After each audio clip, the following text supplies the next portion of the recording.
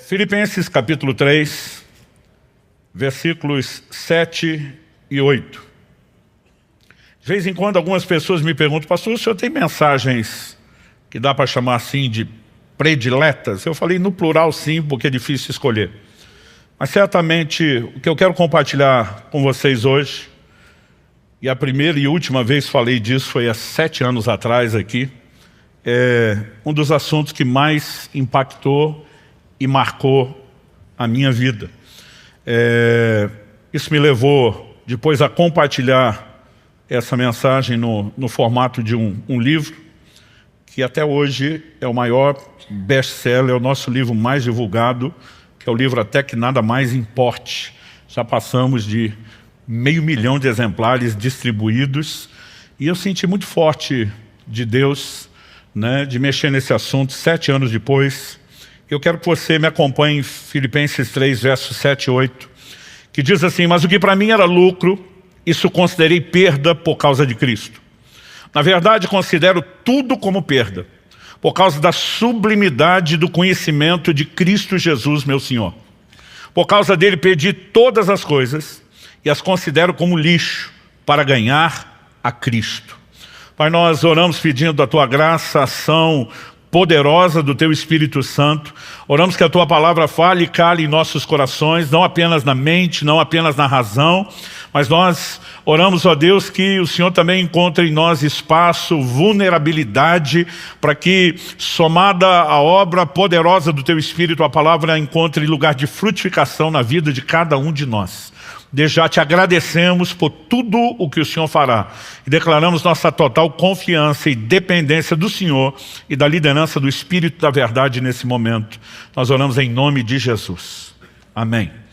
Bom, eu queria começar com um pano de fundo, falando de como Deus me conduziu esse texto e me fez entender o que eu quero compartilhar. No dia 31 de dezembro de 2007, último dia do ano, a gente acordou em clima de férias lá em casa, já mais tarde, o almoço acabou saindo também mais tarde, e porque não havia compromissos, a não ser nossa preocupação era só o culto da passagem de ano. Eu lembro que não tivemos pressa de levantar da mesa, Kelly e eu, depois do almoço, ficamos conversando. As crianças eram menores, evidentemente não conseguem ficar na cadeira por muito tempo, mas elas já tinham saído brincar, e Kelly e eu estávamos conversando, e eu lembro do momento em que eu empurrei o prato já vazio de lado, olhei para minha esposa e falei para ela: nos próximos 21 dias, eu não vou comer mais nada. A partir desse momento, essa foi minha última refeição. Nas próximas 3 semanas, eu vou apenas tomar água. Quando eu falei isso, minha esposa fez uma cara de preocupado. Eu nunca tinha feito até então mais do que 14 dias de jejum, e mesmo esse não eram tantos assim. E quando eu falei que ia fazer algo que nunca fiz, minha mulher me olha com cara de preocupação, e a primeira pergunta dela é: Deus te pediu? Eu falei: não, vou fazer porque eu quero. E ela ficou ainda mais preocupada quando eu falei que não foi Deus que me orientou. E eu lembro de ter dito para ela: 2008 será na minha vida o ano da busca. Falei para ela: eu quero buscar Deus como eu nunca fiz, eu vou fazer coisas que eu nunca fiz, vou jejuar como eu nunca jejuei, eu vou orar como eu nunca orei, eu vou ler a Bíblia como eu nunca fiz. E de fato, aquele foi um ano onde me dediquei a isso. Eu cheguei a ler naquele ano a Bíblia toda, em um mês, de capa a capa, 2 vezes. Eu realmente comecei a me dedicar em buscar o Senhor como eu nunca tinha feito. E as primeiras 3 semanas do ano foram o jejum, tudo correu muito bem. 3 semanas depois de terminar o jejum, estávamos em meados de fevereiro. Acredito que especificamente tenha sido o dia 19 de fevereiro. Era uma terça-feira à noite, na época não tinha os nomes que passamos a usar, Tadel, depois Alcance Mais, mas era a nossa reunião com líderes. Não chamávamos aquilo de um culto. Normalmente nós tínhamos uma oração, passávamos direto com a palavra ou de alinhamento doutrinário, alinhamento da visão, do coração, e tentávamos terminar a reunião o mais rápido possível, por ser dia de semana e de trabalho. Mas eu lembro que enquanto alguém estava orando e fazendo a abertura da reunião com aquela oração inicial, o irmão olha para mim, já passou a mão no violão, segurando o violão, e ele me faz um sinal com o dedo assim: uma só. Quem diz: me deixa ministrar uma só. Eu fiz uma cara feia para ele e fiz assim: uma só. Como quem diz: nós não estamos aqui para isso, não é um momento de culto, e eu quero ficar focado no que é a nossa reunião. Mas quando ele pegou o violão e começou a dedilhar e cantar uma canção, ainda me lembro a canção, uma canção do Marcos Witt, que diz: te anelo, te necessito, né? Enquanto nós estávamos cantando aquela canção, alguém lá no céu resolveu apertar o botão que ativa o modo glória da reunião. E eu não consigo até hoje te explicar o que foi que aconteceu. Algumas pessoas aqui ainda são, né, daquela época, estamos falando de fevereiro de 2008, os primeiros anos da igreja.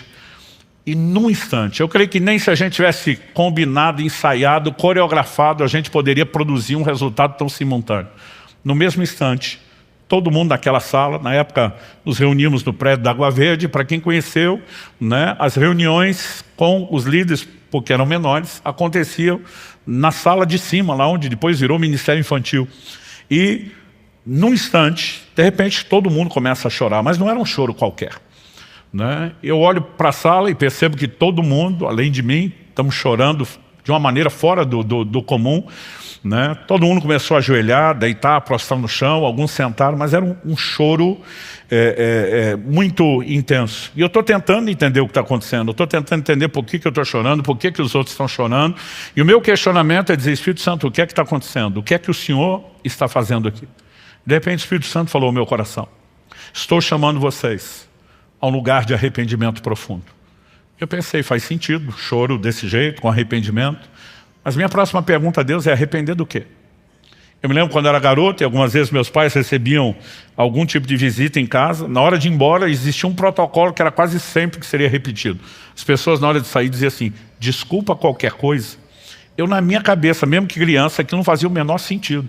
Eu pensava: se tem algo para pedir desculpa, peço por aquilo. Se não tem, não peça, né? Mas esse negócio de desculpa qualquer coisa, para mim era muito vago. E eu lembro que na hora eu lembrei disso, falei: Deus, arrepender do quê? Porque arrependimento tem que ser específico. Não adianta a gente dizer para o Senhor: desculpa qualquer coisa, né? E naquele momento o Espírito Santo falou ao meu coração: vocês precisam se arrepender por não estarem me buscando como deveriam. E essa foi a hora que doeu. Porque eu estava no ano da busca. Eu estava me dedicando a buscar o Senhor como eu nunca tinha feito. Tinha acabado de fazer há poucas semanas o maior jejum da minha vida, né? Muitas vezes, porque eu tinha me determinado a ler a Bíblia tantas vezes aquele ano, eu tinha uma cota de capítulos diária que era o mínimo. Então às vezes eu ia dormir 2, 3 da manhã, porque o dia corrido eu não tinha conseguido ler, né? E dentro de mim bate um sentimento, é lógico que eu não tive coragem de abrir minha boca. Aprendi com meus pais desde criança que tem 2 tipos de gente, pelo menos, que você tem que respeitar. Quem é mais velho que você e tem mais autoridade que você, e Deus é no mínimo os 2. Mas o sentimento veio, eu mordi minha boca, pensei, não falo nada, né? Mas o sentimento de indignação veio, né? A vontade era gritar para Deus: se isso não está bom para você, quando é que vai estar? Né? Porque eu pensava, depois de estar dando o meu melhor em tudo, ainda tem que me arrepender por não estar buscando direito, né? E foi um senso de indignação que eu não consigo explicar, mas por mais que eu tenha tentado, não fale, não peca. O salmista diz: a palavra ainda não me chegou à boca e tu já conheces. Um Deus você não precisa nem falar, você pensou, ele ouviu. Você vai pensar daqui uns 10 anos, ele já ouviu. E apesar de não ter feito a pergunta, quando é que vai estar bom para você, o Senhor me respondeu. Eu nunca mais vou esquecer a resposta. Ela é o tema da minha mensagem, se tornou o título desse livro. A frase que eu ouvi foi: até que nada mais importe. O Senhor me disse: quando você chegar ao ponto onde nada para você é mais importante do que me buscar, você chegou onde deveria chegar. E o Senhor me disse: nesse momento você não está indo para esse lugar. O Senhor me disse: você decidiu que esse seria o ano da busca, e o que você está fazendo na verdade é quebrar todos os seus recordes. Orar como não orava antes, ler mais do que lia antes, jejuar mais do que lia antes. Mas o Senhor diz: a única coisa que você fez foi melhorar sua performance, seu desempenho de busca. Isso não significa que seu coração me deseje mais do que desejava antes. E aquilo caiu como uma bomba dentro de mim.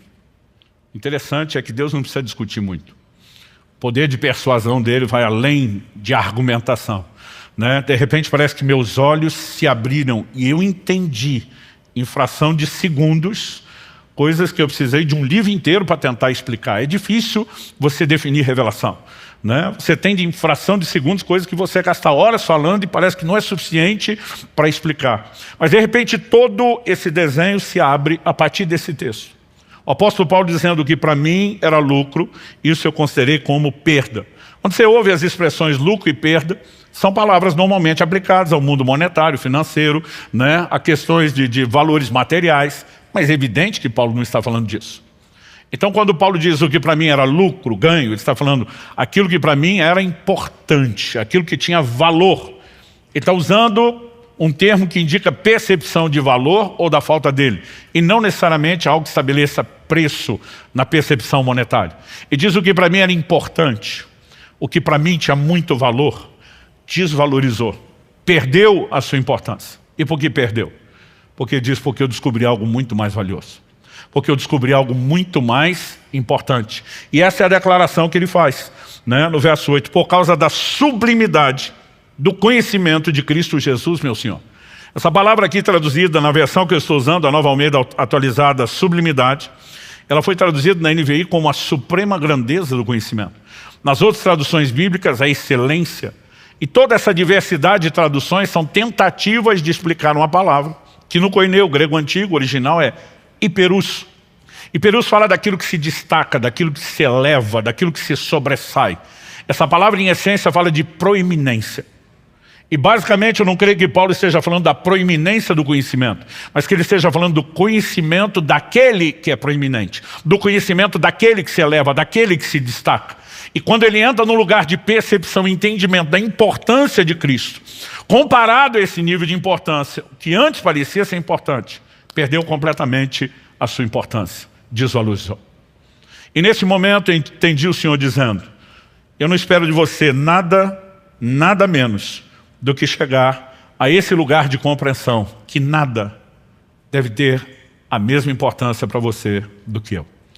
Ou seja, muitos de nós já não buscamos a Deus como deveria. Dos que estão buscando, alguns de nós, estamos focando talvez algo que precise de um certo ajuste. E eu quero começar falando em primeiro lugar, esse foi o primeiro nível de entendimento e de correção que Deus trouxe para mim. Eu não vim aqui corrigir você, eu vim contar a história da minha correção, na esperança de que a carapuça também lhe sirva. Porque não é justo a gente apanhar sozinho, a gente sempre quer que alguém mais seja incluído na história. Mas Deus me fez ver um contraste entre performance, usar a palavra performance, leia-se desempenho, entre performance versus paixão. Muitas vezes nós estamos nos dedicando a uma performance de busca, sem ter a paixão que deveria mover a nossa busca a Deus. Isso talvez possa ser bem percebido num dilema apresentado na Escritura que envolve a igreja de Éfeso. Na primeira das 7 cartas às igrejas da Ásia, no início de Apocalipse 2, o Senhor se dirige, né, ao anjo, ao mensageiro da igreja, e começa nos mostrando que era uma igreja de alta performance. Conheço as tuas obras, teu labor, a tua perseverança. Para mim tem uma progressão aqui. A obra já mostra que era uma igreja ativa, trabalhadora. Mas quando fala labor, já está falando do modo canseira, muito trabalho. Mas quando fala de perseverança, isso está falando daquela pessoa que chegou no modo sacrifício. É aquele nível que de vez em quando a gente fala para os nossos líderes aqui, é sangue nos olhos e faca no dente. É com ou sem vontade, com ou sem empolgação. E a igreja de Éfeso era uma igreja de alta performance, não importa a perspectiva de análise. Se você lê a história, né, do que acontece em Éfeso, registrado no livro de Atos, se você lê as entrelinhas da própria epístola de Paulo aos Efésios, se você olha para a carta que o Senhor Jesus envia através do apóstolo João no Apocalipse, ou se você olha as descrições da história, a igreja de Éfeso era uma igreja incontestavelmente de alta performance, não só no trabalho. Eles eram, né, o que nós podemos chamar de uma igreja que tinha muita resiliência. O Senhor diz, suportastes provas por causa do meu nome e não desfaleceste. Tinha um controle de qualidade até. O Senhor diz, puseste à prova os que dizem apóstolos e não são, e os achaste mentirosos. Não há ângulo ou perspectiva que você avalie a igreja de Éfeso que não veja nela alta performance. Mas o Senhor diz, tenho porém contra ti, que abandonaste o teu primeiro amor. E aí Deus está dizendo, a performance está lá em cima, estratosférica. Mas a paixão está no chinelo, está lá no chão. E aqui, de repente, um desenho começa a se abrir. E o Senhor não fala disso como se fosse uma crise. Eu lembro de uma ocasião que uma pessoa me aborda e diz, pastor, o senhor poderia orar por mim no final de um culto? Eu falei, claro. Pelo que você quer que eu ore? Eu gosto de perguntar pelo que a pessoa quer oração. E ela falou assim, não, eu estou em crise. Eu falei, que tipo de crise? Ele falou, perdi o primeiro amor. Eu falei, desculpa, então você não está em crise, você está em pecado. E ele me olhou assustado, como assim? Eu falei, o único momento em que Deus toca no assunto, você está falando de perder o primeiro amor e diz, lembra-te de onde caíste, chama de queda. Arrepende-te, está chamando arrependimento. Então nós temos uma lógica muito simples. A definição bíblica de pecado Está lá em 1 de João 3,4. É a transgressão, a desobediência da lei. Quando perguntaram a Jesus qual o maior, o principal, o número 1 de todos os mandamentos, o que é que Jesus respondeu? Amarás ao Senhor teu Deus de todo o teu coração, com toda a tua alma, com todo o teu entendimento, com todas as tuas forças. Logo, não é apenas amar a Deus que é o mandamento principal, mas é amá-lo com tudo que é em nós, é amá-lo com o que nós podemos chamar de amor total. Se esse é o maior mandamento e eu não estou cumprindo o maior mandamento, é evidente que eu não estou em crise, eu tenho desobediência. E de repente você começa a olhar para essa igreja e o Senhor está dizendo, eu não quero apenas performance, eu quero que vocês cumpram o mandamento. Agora, é importante a gente entender que o mandamento não deveria ser cumprido apenas com senso de obrigação. Então, por exemplo, deixa eu dar um exemplo que ilustre isso. Há uma ordem na Bíblia para todos os maridos. Cada um aqui que é casado e aqueles que estão almejando isso, saibam que é uma ordem incontestável de Deus. Maridos, amem as vossas esposas. Isso significa que eu sou obrigado a amar minha esposa. Isso também nos faz entender que amor não é apenas um sentimento espontâneo, voluntário, mas é uma decisão. Agora, eu fico pensando, esse ano Kelly e eu vamos completar 30 anos de casado. Se cada manhã que eu acordo do lado dela, eu falasse para ela, eu amo você. E quando ela abrisse um sorriso de satisfação, eu atropelasse ela com a próxima frase. Fazer o quê, né? Deus mandou. Não tem opção. Então estamos aqui para cumprir a obrigação.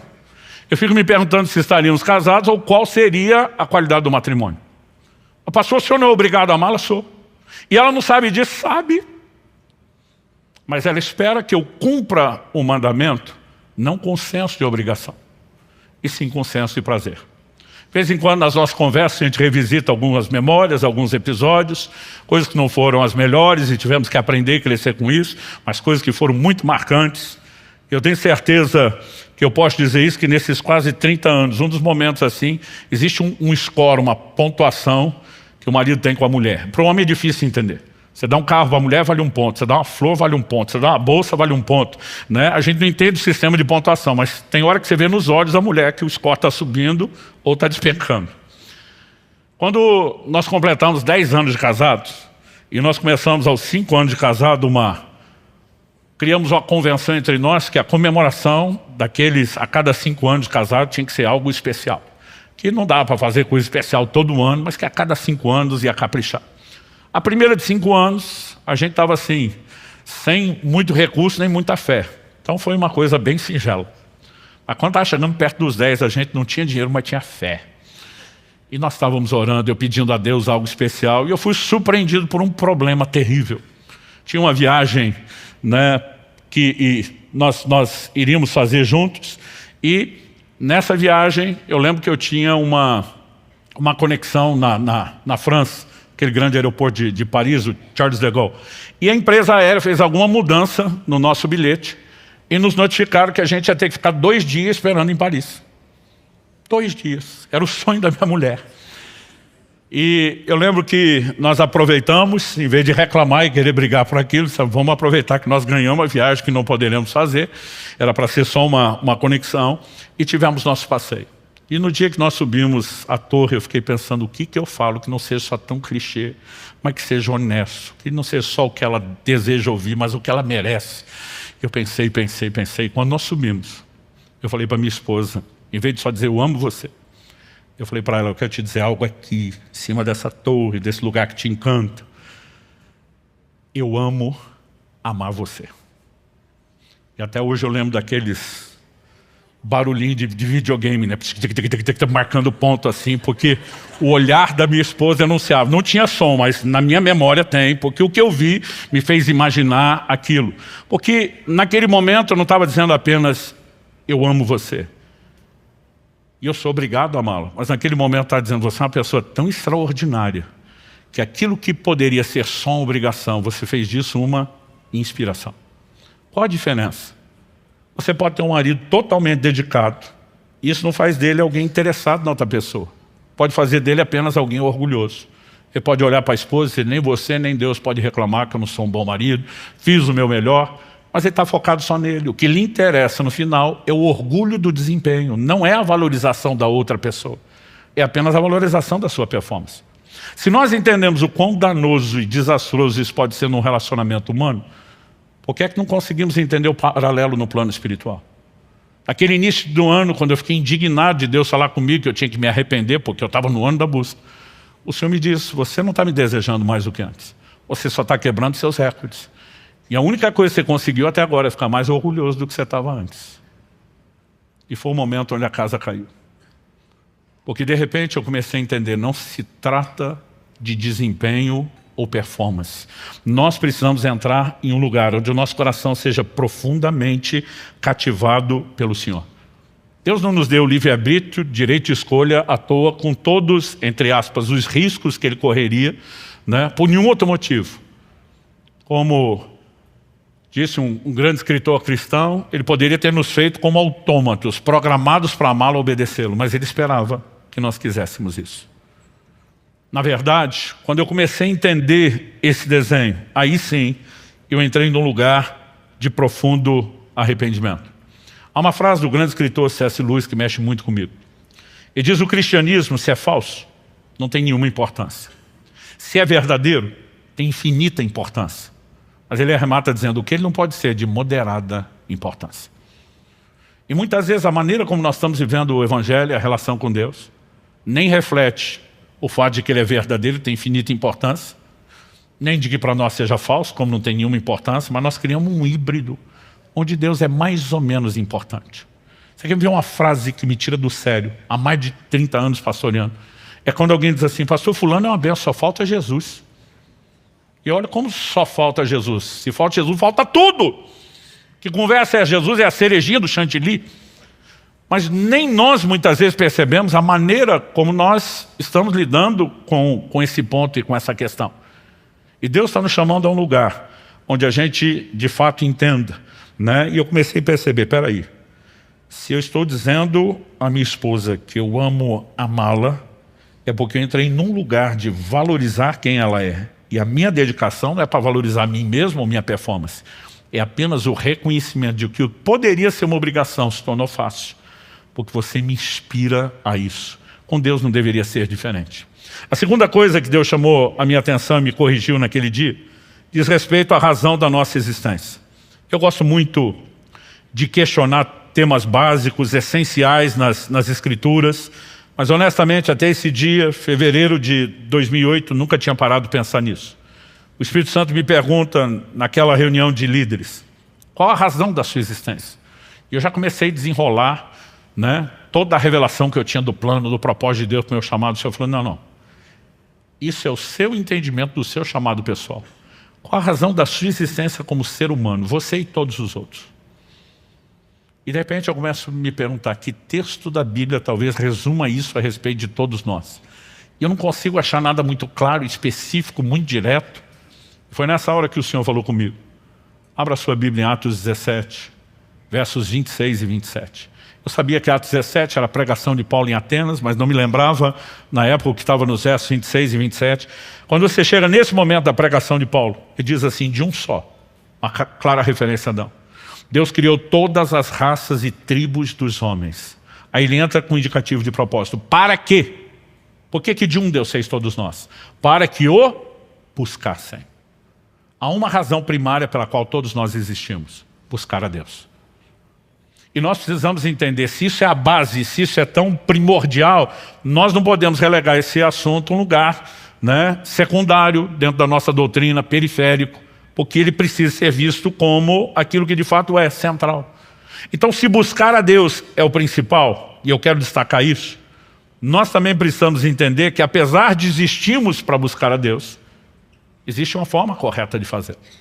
Quando você olha a própria pregação de Paulo, lá em Atos 17, primeiro ele diz que de um só Deus fez todas as raças e tribos dos homens para que o buscassem, mas na sequência, no verso 27, depois de dizer para buscarem a Deus, ele diz, se porventura tateando possam achar, ainda que não esteja longe de cada um de nós. Quem é que busca tateando, apalpando? Quem está limitado ou desprovido de visão. Eu sou de uma época onde faltava muita luz, por falta de estrutura. Hoje em dia isso não acontece, a nova geração não sabe o que nós já passamos. Mas acabava a luz, já tinha lugar certo para você achar no escuro, onde tinha vela e caixa de fósforo, para não ficar no desespero. Eu lembro que um dia, eu e Kelly, nossos filhos eram ainda pequenos, nós estávamos fazendo uma visita em algum lugar e deu um blackout. Não sei se foi na cidade toda ou pelo menos no bairro, ficou tudo escuro.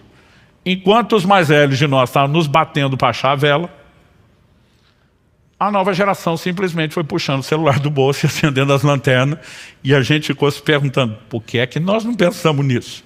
Alguém falou, porque nós nunca treinamos. Né? E normalmente quando ia procurar a vela, sabia mais ou menos o rumo, mas procurava como? Ia apalpando. Quando a Bíblia diz, ainda que tateando o possam achar, significa que o homem mesmo desprovido de visão, em estado de cegueira espiritual, ele precisa buscar a Deus. Só que a Escritura diz, o qual não está longe de cada um de nós. Ou seja, nós podemos ter dificuldade, mas Deus não quer dificultar ainda mais o processo.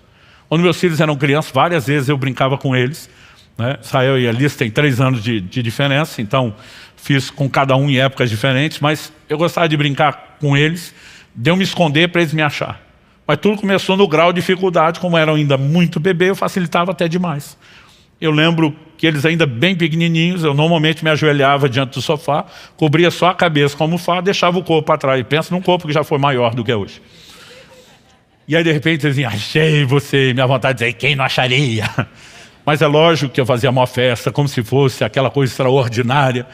Né? Depois de um tempo começava a me esconder atrás de uma cortina, que era semi-transparente. Então ficava o pé para fora, o volume da barriga, e ainda dava para me ver. E assim, eu achei você, porque a ideia não era dificultar. A ideia da brincadeira era justamente que eles pudessem achar. Porque uma única vez que eu tentei me esconder de verdade, acabou a graça da brincadeira, eles desistiram de me procurar, eu quase dormi escondido onde estava e não valeu a pena. Guardadas as devidas proporções, nós podemos dizer o mesmo de Deus. Ele não quer dificultar. Nos criou para buscá-lo. Ele quer ser encontrado, ele não está longe. Mas ele tem um critério para que essa busca funcione e dê resultado. É aquele que Deus, por boca do profeta Jeremias, anunciou. Buscar-me-eis e me achareis. Quando me buscarem, de todo o vosso coração. Jeremias 29:13. Assim como somos chamados a amar de todo o coração. E estou preparando a mensagem, não sei se é spoiler do próximo domingo, se é para mais para frente, né? Onde nós vamos reunir todas as áreas onde a Bíblia diz daquilo que nós temos que fazer de todo o coração.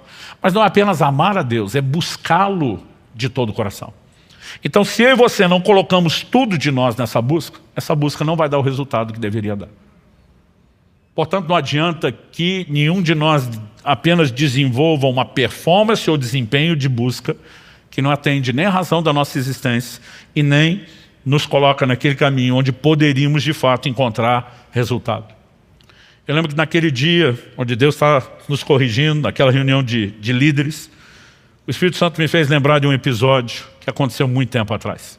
Muito tempo atrás, porque eu era recém-casado, no início do ministério pastoral, e como eu disse, já estou para completar 30 anos. Né? Isso, nós estamos falando, né, de algo que Deus falou comigo há bastante tempo, mas ainda estava fresco na minha memória. O Senhor me perguntou, você lembra daquele episódio do supermercado? O que era a história do supermercado? Eu lembro que eu recém-casado fui chamado como pastor para conciliar, né, uma comunhão intensa entre um casal. Que casal cristão não briga, eles têm excesso de comunhão. Né? Então aqueles dois exageraram na comunhão, que parecia um esmeril no ferro. Faísca para todo lado. Não conseguiram se acertar, os dias foram passando, além de não ter acerto, a coisa foi piorando. No final das contas me chamaram.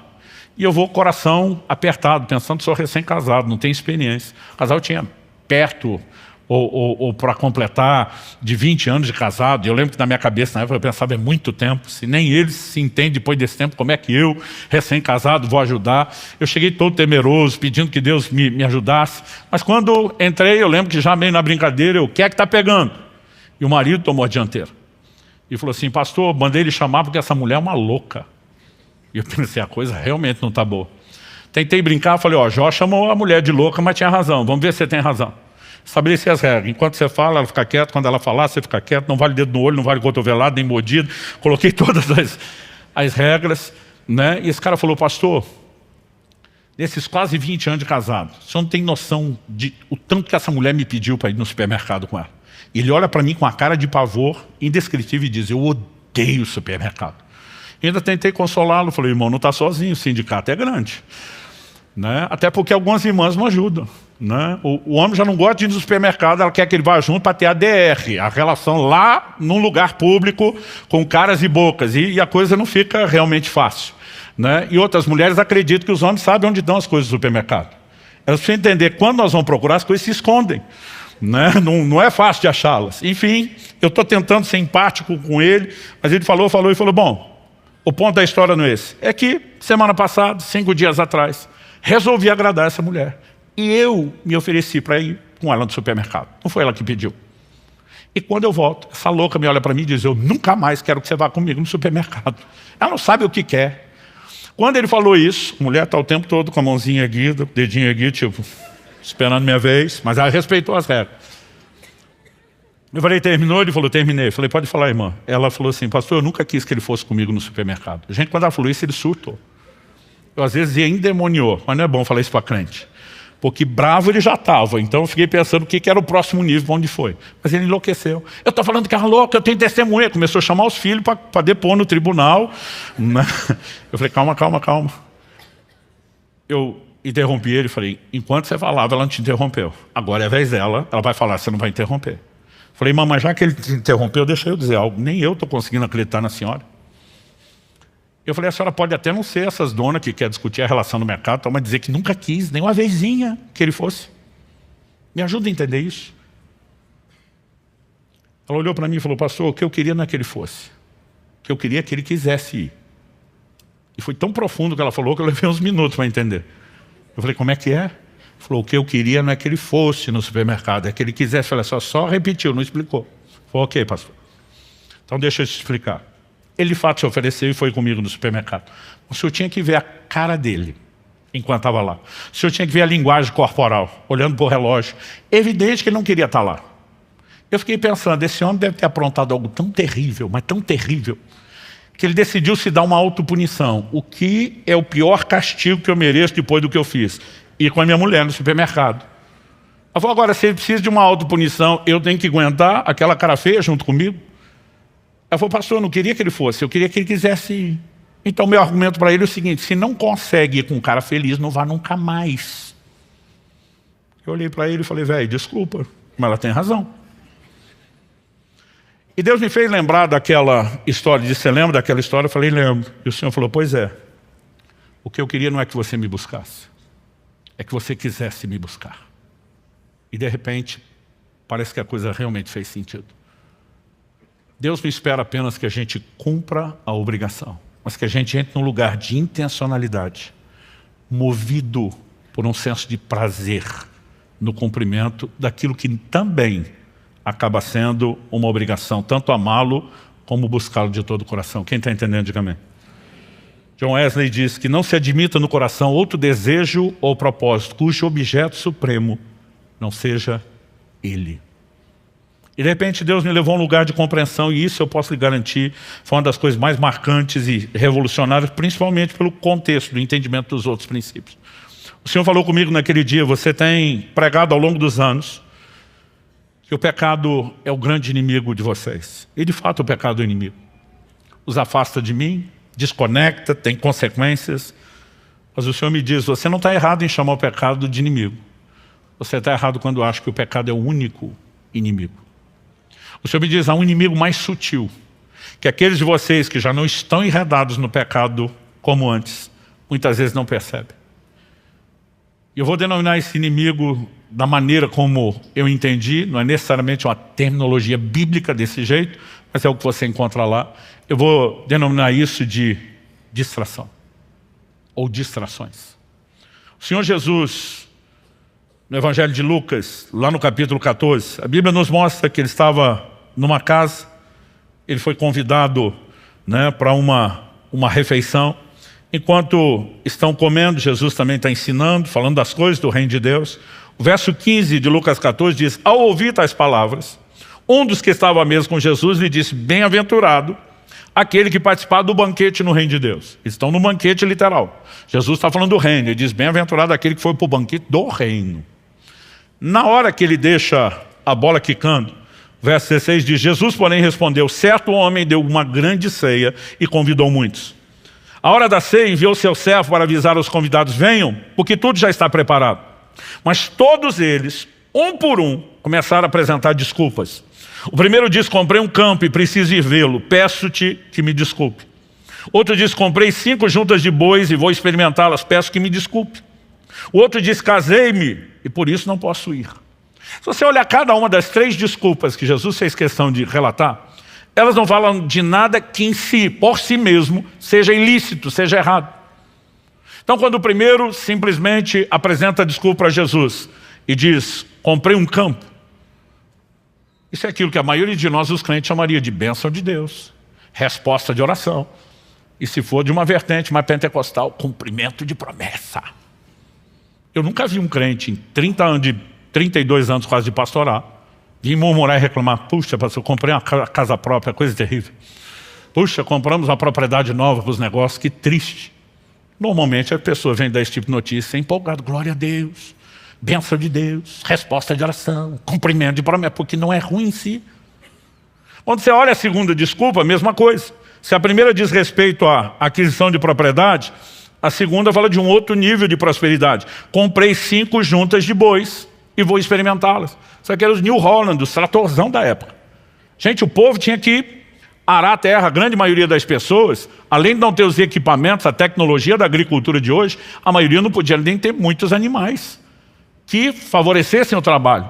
5 juntas de bois, pelo menos 10 bois a mais, força para arar, para ajudar na colheita. Isso significava o quê? Aumento da produtividade. Aumento da produtividade significa dinheiro no bolso, provisão, prosperidade. Nunca vi alguém reclamar: ô pastor, coisa terrível, disparou minhas vendas na internet, estou ganhando dinheiro fácil, olhe por mim, está difícil. Ninguém reclama. Normalmente as pessoas chegam dizendo: bênção de Deus, resposta de oração, cumprimento de promessa. E se não dá para falar mal das primeiras duas desculpas, menos ainda a terceira. Porque a ideia é projeto de Deus. Casei-me, portanto não posso ir. O casamento não deveria ser visto, como muitos estão olhando, como algo errado. É ideia, é plano e é bênção de Deus. Errado não é o casamento. Errado é a escolha que alguns fazem de com quem casar. Errado é a escolha que alguns fazem de como viver o matrimônio, mas não o casamento em si. Ou seja, você não pode olhar para nada disso, chamar nem de pecado, nem de errado, nem de lícito. O problema não eram as coisas, era o lugar que elas tomaram. Banquete na Bíblia tem uma ideia no senso geral, que fala de comunhão. É quando as pessoas sentavam não apenas para garantir a nutrição, a alimentação que o corpo precisa, não era refeição rápida. Banquetes eram momentos de festa, de celebração de relacionamentos. Os convidados eram as pessoas próximas, as pessoas que eram valorizadas por aquele que estava fazendo a festa, porque o importante não era meramente comer, era com quem você fazia isso e por quanto tempo fazia isso. Isso nos remete a um entendimento de que Deus não nos criou para buscá-lo apenas por causa daquele senso de obrigação que nós falamos antes, mas porque sempre esperou que nós pudéssemos ter com Ele comunhão. Você olha lá para o Éden, o que acontece com Adão. Quando Adão pecou, qual a pergunta de Deus para ele? Deus não pergunta para Adão: o que é que você fez? A pergunta que Deus faz para Adão quando pecou é: aonde você está? Em outras palavras, Deus não estava dizendo, ao não perguntar o que você fez, Deus não estava dizendo que o problema era o que Adão fez. O que Deus está dizendo é: aonde você está? Eu vejo isso de uma outra forma. Aquilo que você fez te levou para longe de mim. Eu perdi você. Cadê você, cara? E aí nós simplesmente começamos a pregar uma redenção que nos leva ao perdão do pecado, à remoção da culpa e até da condenação eterna que o pecado trouxe. Mas não resgata o que de principal ele veio roubar, que é a comunhão com Deus. O Salmo 25:14 diz: a intimidade do Senhor é para aqueles que o temem, aos quais Ele dará a conhecer a sua aliança. Eu e você temos sido chamados para um lugar de comunhão, para um lugar de banquete em Deus. Você pode dizer amém? Agora, muitas vezes nós temos nos deixado distrair por coisas que elas não são erradas. Elas não são ilícitas em si mesmas. Mas quando coisas lícitas ocupam um lugar de importância que não deveriam, a ponto de concorrer com o lugar de Deus, aquilo que não é errado em si, se tornou errado pelo lugar que ele passou a ocupar nas nossas vidas. Quando Moisés vai a Faraó com uma mensagem: deixa meu povo ir para que me adore, a gente pode aprender algo na tipologia bíblica.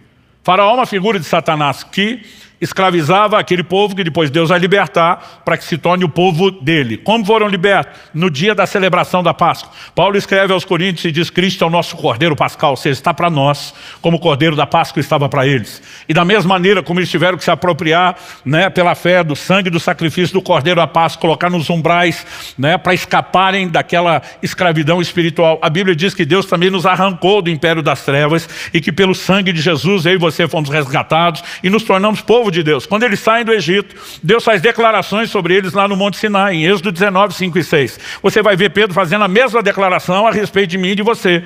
Vós sois a nação santa, a geração eleita, o sacerdócio real, o povo de propriedade exclusiva de Deus. Há um paralelo nisso. Então, Faraó, na tipologia bíblica, figura Satanás. Quando Moisés vem com a mensagem: deixa meu povo ir para que me adore, qual a resposta do Faraó? Vocês devem estar muito desocupados para estar falando em adoração. A primeira reação de Faraó: vamos encher o povo de trabalho para que eles não tenham tempo de pensar em adoração. Uma das estratégias mais antigas: vamos encher de distração para que eles não lembrem de por que eles existem e o que é principal para que eles cumpram. É impressionante, gente, numa época onde a nossa vida deveria ser tranquila como nunca. Porque quanto mais a tecnologia, o conhecimento avança, nós temos facilidades que nunca tivemos.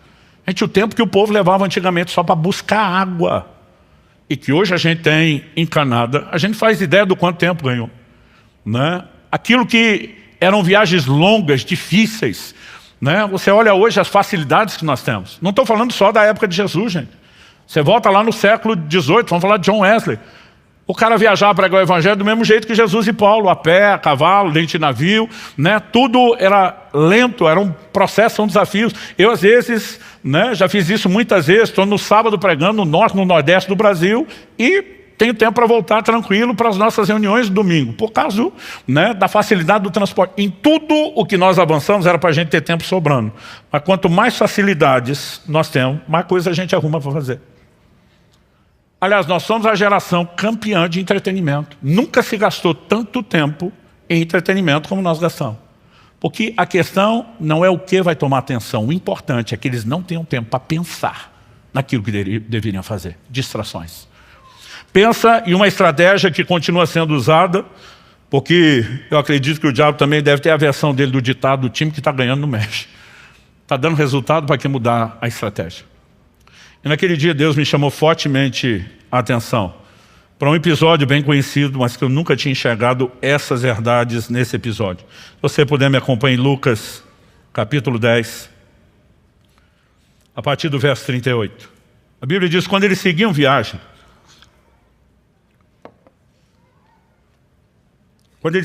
Jesus entrou numa aldeia, e certa mulher chamada Marta hospedou-o na sua casa.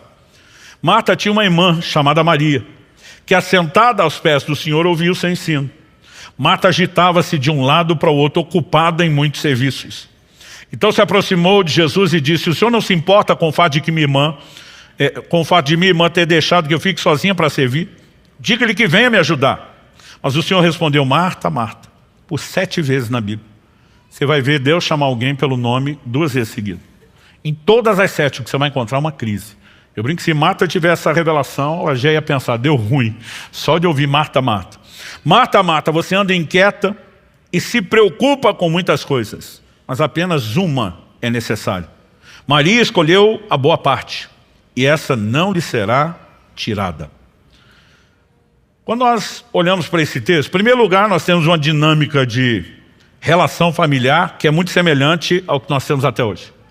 Eu lembro de uma ocasião que Kelly e eu fomos fazer uma visita a um casal da igreja, e eu lembro que na hora de ir embora eu falei para ele, enquanto ele me acompanhava até o carro, que era um gabinete, um aconselhamento com você ainda essa semana. Ele falou: claro, pastor, por quê? Eu falei: nós vamos conversar sobre como está o seu casamento. Ele: Deus te revelou? Eu falei: nem precisou. Eu falei: nós chamamos isso de linguagem corporal. Às vezes o comportamento das pessoas já expõe. Eu falei: teve uma hora que você e sua esposa sumiram, deixaram nós sozinhos na sala. Eu estava doido para um copo d'água, vocês não voltavam e nem perceberam o tempo que levaram. Eu resolvi ir até a cozinha buscar o copo d'água. Quando chego lá, vocês dois estão discutindo, nem me viram. Estava tão intensa a discussão que eles não me viram. O pior, tinha um garoto de uns 7 anos no meio, e o pai falava para o garoto: menino, diz para sua mãe. A mãe está na frente dele. Mas quando fala como se o outro não está presente, é porque o negócio está azedo no último nível. Aí a mulher respondia, menino disse para o seu pai, a criatura nem dizia nada, porque os dois estão se ouvindo. Mas o importante era fingir que não estava falando com o outro. Quando Marta chega para Jesus, na frente de Maria, e diz para minha irmã me ajudar, gente, o negócio já está azedo. Não é difícil perceber isso. Eu imagino que enquanto Jesus está ensinando, Marta deve ter passado por trás, chamado Maria várias vezes. Imagino Maria tirando a cara para o lado, assobiando, daqui não sai, daqui ninguém me tira. E Marta vai pedir ajuda de Jesus, acreditando de todo o coração que Jesus vai ficar do lado dela e apoiá-la. Ela não esperava levar esse invertido. E aí Jesus diz para ela, uma só coisa é necessária. Outras versões traduzem isso como poucas coisas são necessárias. Mas a maioria diz, uma só coisa é necessária. Como dizia a geração de meus pais, nunca entendi porquê, no frigir dos ovos, no final das contas, só tem uma coisa que realmente importa. Qual é a coisa que realmente importa? Aquela pela qual eu e você existimos, que é a razão da nossa existência, buscar a Deus. Mas Jesus, em outras palavras, está dizendo para Marta, sua irmã escolheu a boa parte, o que realmente importa. Está sentada aos meus pés, me dando atenção, ouvindo, recebendo a minha palavra.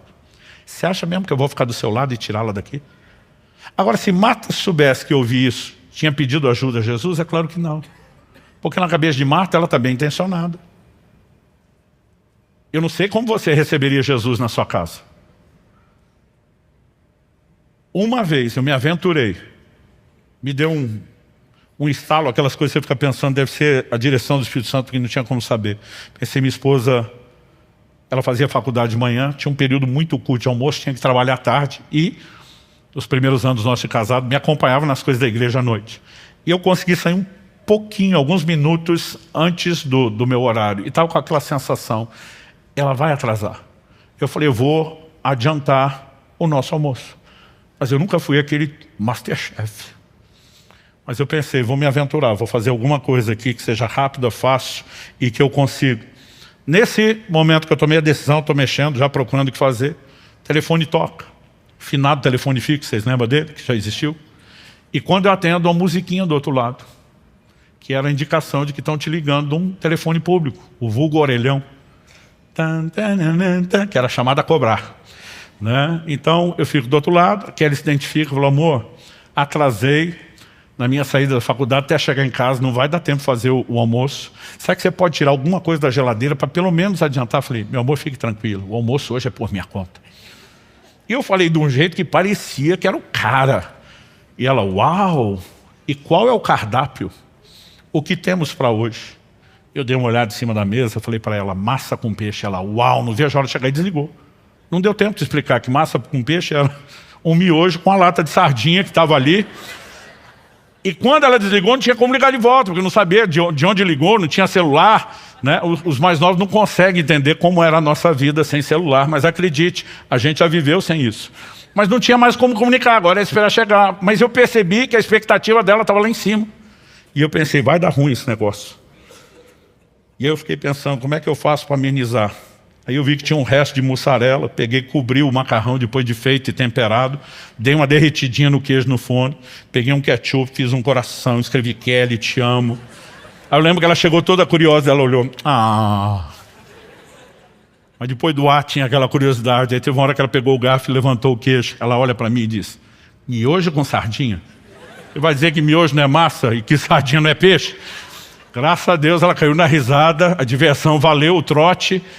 Mas por que eu estou dizendo isso? Se eu fosse receber Jesus hoje, pessoalmente na minha casa, eu não teria coragem de dar esse tipo de massa com peixe.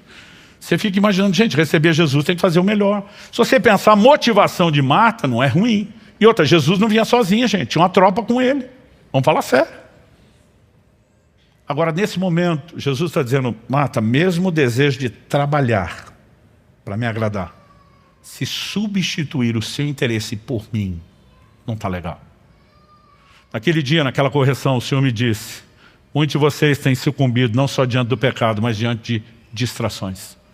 O Senhor me disse, alguns de vocês prosperaram e já não têm um coração para me buscar como antes. Alguns de vocês prosperaram na carreira e não têm nem coração, nem tempo para me buscar. O Senhor me diz, alguns de vocês prosperaram no ministério, inclusive você. e já não me buscam hoje como buscavam antes. E de repente o chão sumiu debaixo do pé, porque de repente eu entendi, como nunca havia entendido, que de fato nós estávamos falhando com o Senhor. E Deus me fez lembrar, você lembra da história do videogame do seu filho? Falei, lembro, essa estava fresquinha, era coisa de 2 anos. Eu lembro de um dia que eu cheguei em casa com um videogame de presente para o meu filho. E quando eu entrei em casa, eu nunca tinha visto ele fazer tanta festa com presente como com esse. Ele corria, ele pulava, ele gritava, ele jogava no chão, simulava que estava tendo convulsão de felicidade. Aí ele voltava, segurava minhas bochechas e dizia, você é o cara, é o melhor pai do mundo. Aí saía para pular, correr, ter convulsão de novo, voltava a segurar minha bochecha. Foi uma sessão assim, nunca vou esquecer. E eu fiquei me achando o cara, eu sou o melhor pai do mundo. Mas gente, não precisei de 2 dias para arrepender de ter dado aquele presente. Porque eu perdi meu filho. Perdi meu filho por videogame. Eu gastei antes da pandemia uma média de 17 anos, ficando 3 dias fora de casa, quinta, sexta, sábado. A maior parte desses 20 anos que moro em Curitiba, eu sempre tentei morar perto do aeroporto. Não só pelas idas e vindas, mas assim, quando eles eram pequenos, né, e a Kelly avisava, papai chegou, já era aquela ansiedade. Então, às vezes eu ligava para ela, dizia, aterrissou. Era o tempo dela sair de casa, me pegar no aeroporto. E quando ela chegava com o carro, já estava saindo na porta, chegava logo em casa e as crianças sempre estavam me esperando. Era o momento de papai voltou para casa, festa. Então a gente se abraçava, brincava, era o nosso momento de comemoração. Depois do bendito videogame, para não falar o que eu penso dele, cada vez que eu passava por aquela porta, estava só a Alice. O Israel mais velho já não estava lá. Eu brincava bastante com ela, depois que ela cansava, filho, cadê você? Já vai, pai, só vou passar de fase. Gente, eu peguei um ódio nessa frase, passar de fase. Você não tem noção. Um dia eu estava num evento de pastor, e um falou para mim, pastor, o senhor pode orar por mim? Eu falei, sim, pelo quê? Ele falou, não, eu sinto que medicinalmente está na hora de passar de fase. Eu falei, se quer que eu ore, arruma outra fase. Ele não entendeu nada. Eu falei, não oro, se não mudar isso, não oro. Eu lembro de um dia que cheguei em casa, minha vontade era pegar aquele videogame e jogar pela janela do quarto de cima lá do sobrado. O senhor me disse, você lembra disso? Eu falei, lembro. O senhor me disse, vocês fazem a mesma coisa comigo o tempo todo. Quantas coisas vocês desejaram, oraram, pediram, e quando eu dei, vocês sabem que nem seu filho. Convulsão de alegria, corre, pula, agradece. Você é o melhor pai do mundo. O Senhor diz, mas eu tenho perdido vocês para essas bênçãos.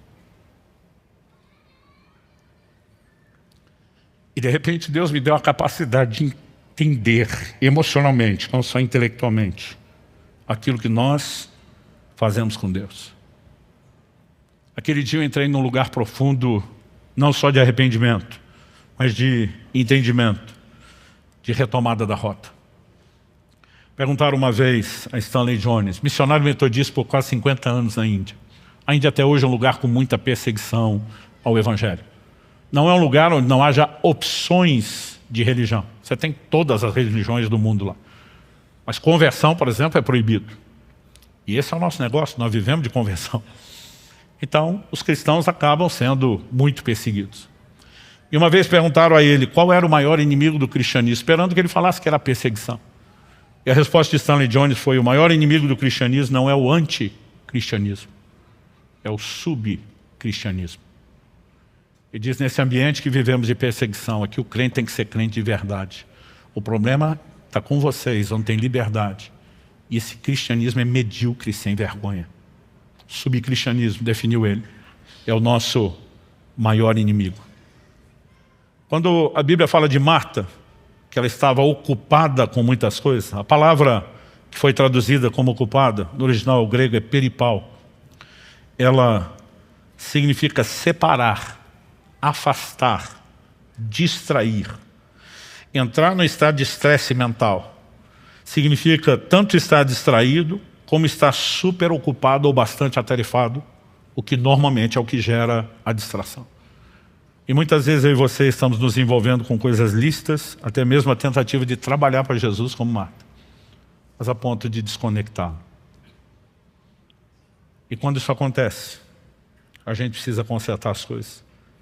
Então, eu passei por um período de 10 anos de profundo trato de Deus.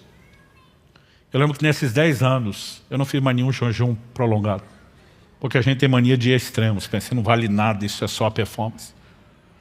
10 anos depois dessa experiência, Deus me mandou pregar pela primeira vez a respeito do assunto. Na verdade, não chegava a 10, foi um pouquinho antes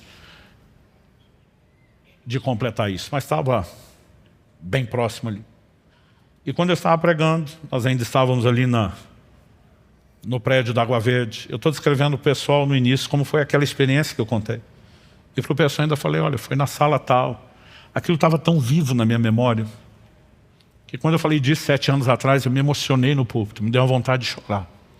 Lembrando o que foi aquela visitação de Deus, o que foi aquela ministração. E dentro do meu coração, enquanto pregava e contando a história, eu falei para Deus, Senhor, muito obrigado por aquele dia. Quando eu falei isso, não esperava. O Espírito Santo falou comigo no púlpito, no meio da pregação. O que gerou aquela experiência foi o jejum. E eu levei um susto. Falei, achei que não tinha valido nada o jejum. O Senhor me disse, não. Eu falei que a sua motivação estava errada. E que você precisava ajustá-lo, não que ele não teve efeito. Foi naquele momento, em cima daquele púlpito, que eu soube que Deus estava me chamando pela primeira vez para um jejum de 40 dias. Mas dessa vez o que eu entendi foi Ele me dizendo, vem com a motivação correta. Venha para me colocar à frente das coisas mais importantes, inclusive o alimento da sua subsistência. E quando as pessoas me falam, pastor, parece que o senhor ficou meio fanático nesse negócio. Eu digo, é porque vocês não entendem o que ele representa. Se há algo que tem sido a base de toda a construção de Deus para aquilo que nós começamos a praticar e falar depois sobre o jejum, foi entender a importância de chegar a um lugar onde nada concorra com ele. Onde nada, absolutamente nada, seja tão importante quanto ele. Onde nada se compare com o lugar dele.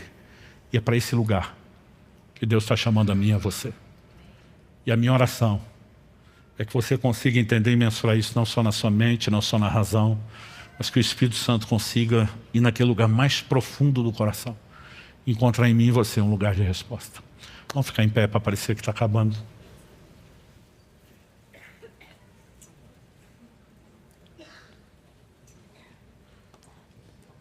Pai, eu oro por cada um dos meus irmãos e irmãs nesse lugar. Te agradecemos a Tua palavra, agradecemos a bondade, o amor e misericórdia do Senhor por trás dela, que tem o propósito não de nos condenar ou culpar naquilo que temos falhado, mas de nos resgatar. Pai, não queremos viver uma vida de religiosidade, onde não haja a busca que deveria, onde essa busca, talvez se presente, esteja sendo distorcida por uma valorização do desempenho, não da paixão pelo Senhor. Oramos pela capacidade de entender a razão da nossa existência, que é não te buscar apenas por cumprimento de obrigação, mas para alcançar o propósito, comunhão, viver intimidade e relacionamento com o Senhor. E oramos pela capacidade de discernir o quão danosas podem ser as distrações, ainda que essas coisas não sejam ilícitas por si mesmas. Ajuda-nos a enxergar aquilo que não temos visto. E acima de tudo nós oramos, abre os nossos olhos. Nós pedimos ajuda dos céus. Nós oramos como salmista. Sonda-nos, ó Deus. Conhece o nosso coração. Expõe e traga à tona tudo aquilo que tem se tornado ídolos que concorrem com o seu lugar. Aquele lugar que pertence a Ti, somente a Ti no nosso coração. Nós oramos em nome de Jesus. E que possamos ouvir hoje a voz doce e suave do Teu Espírito, não nos condenando, mas nos chamando a um lugar de arrependimento, de conserto e de restauração. E que possamos de fato chegar a esse lugar, onde a busca aumente, não porque estamos focados no desempenho, na performance, mas porque despertamos para dar ao Senhor a devida importância, para que o Senhor seja de fato mais valioso do que qualquer outra coisa. Nós oramos em nome de Jesus. Em nome de Jesus. E te agradecemos desde já tudo aquilo que o Senhor, na sua graça e pela ação do Teu Espírito, continuará fazendo dentro de cada um de nós. Alguém me perguntou anos atrás, quando escrevi o livro, pastor, o senhor escreveu o livro 10 anos depois, porque finalmente chegou lá. Eu falei, não cheguei lá. Estou dizendo que nem Paulo. Ainda não cheguei lá. Mas esquecendo-me das coisas que para trás ficam, avançando para as que estão diante de mim. Eu tomei a decisão, eu quero estar cada vez mais distante de onde eu estava, cada vez mais perto de onde deveria. Mas nos últimos anos, e já se passaram muito tempo, eu creio que foi de uns 2 anos para cá, principalmente, eu comecei a ver resultados de uma proximidade como nunca antes. 2 anos atrás, eu estava com 50 anos de idade. A esposa olha para mim e diz: você está em crise? Eu falei: estou em crise. Ela falou: qual é a crise? É da idade? Eu falei: de jeito nenhum. Na idade eu estou na crise da gratidão. 50 anos, já era avô de 2, vivendo a melhor fase em todas as áreas da minha vida, meus filhos já casados, nosso casamento, né? A igreja, os amigos, relacionamentos, olhando para tudo e dizendo: eu estou vivendo o melhor momento. Falei para minha esposa: não é essa a crise. Falou: qual é a crise? Falei: amor, desses nossos quase 30 anos juntos, os primeiros 20 anos foi só semeadura. A última década começamos a colher. Eu falei: nos primeiros 20 anos a gente quis muita coisa que a gente não podia. Ela falou: é verdade. Eu falei: mas agora que a gente pode, eu não quero mais. Ela falou: deve ser bom. Eu falei: tomara, porque se não for maturidade, é autossabotagem. Ela falou: mas qual é a crise? E até hoje isso me dói.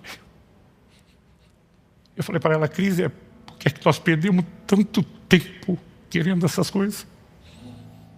Como se aquilo fosse nos preencher ou nos realizar. Por que é que a gente ficou tão distraído querendo as coisas? Para depois descobrir que a gente não precisava delas para ter o que nós temos hoje em Deus. Esse nível de realização e preenchimento nele. Sabe o que é curioso? Quanto menos importantes são essas coisas, mais Deus nos dá. Mas por outro lado, quando isso é tão importante, é bom de concorrer com ele, normalmente ele não nos dá. E se eu fosse Deus, eu também não nos daria. Porque não há inteligência em fortalecer a concorrência. Mas quando o nosso coração passa a ser somente dele, ele pode gerar muito acréscimo. Que isso nos ajude a entender um Deus que não está tentando nos oprimir, mas tentando nos abençoar.